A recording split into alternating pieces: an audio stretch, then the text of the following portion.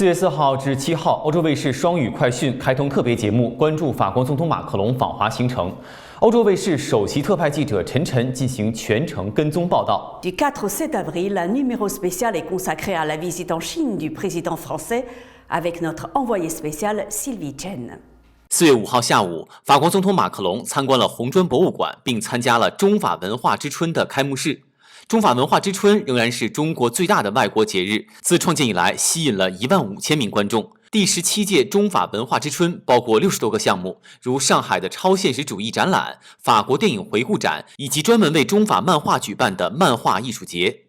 根据欧洲卫视首席特派记者陈晨的说法，文化和艺术合作是中法交流的一个重要核心。Le 5 avril, en fin de journée, le président Macron s'est rendu au musée Red Brick pour l'inauguration du festival franco-chinois Croisement, qui demeure le plus important festival étranger en Chine, avec 15 millions de spectateurs depuis sa création.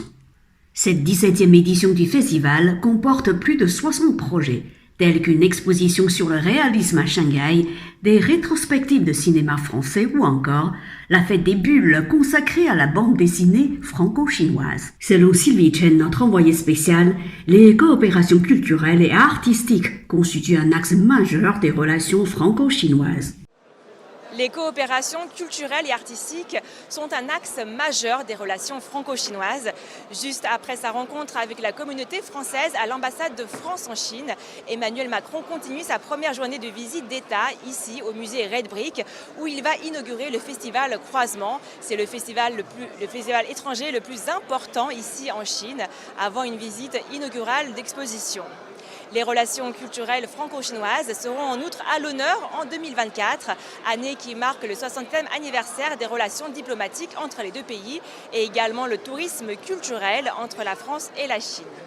这个开幕式与中国演员和导演以及艺术节的赞助人黄渤一起举行，许多法国和中国艺术家参加了开幕式，其中包括法国电子音乐教父之一的让·米歇尔·雅尔和他的妻子，著名电影演员巩俐。法国总统马克龙在讲话中宣布了3个支持艺术家之间交流和艺术创作的新计划。首先，在乔纳森基金会的支持下，于当代艺术领域开展跨国艺术家的驻场活动。其次，支持当代舞蹈的计划，以加强中法之间舞蹈创作的丰富性，特别是与法国方面的国家舞蹈中心合作。最后，在民族家具管理部和法兰西学院的帮助下，建立艺术和手工艺领域的推广计划和两国之间的技术交流。Cette inauguration a lieu avec Huang Po, acteur et réalisateur chinois et parrain de ce festival.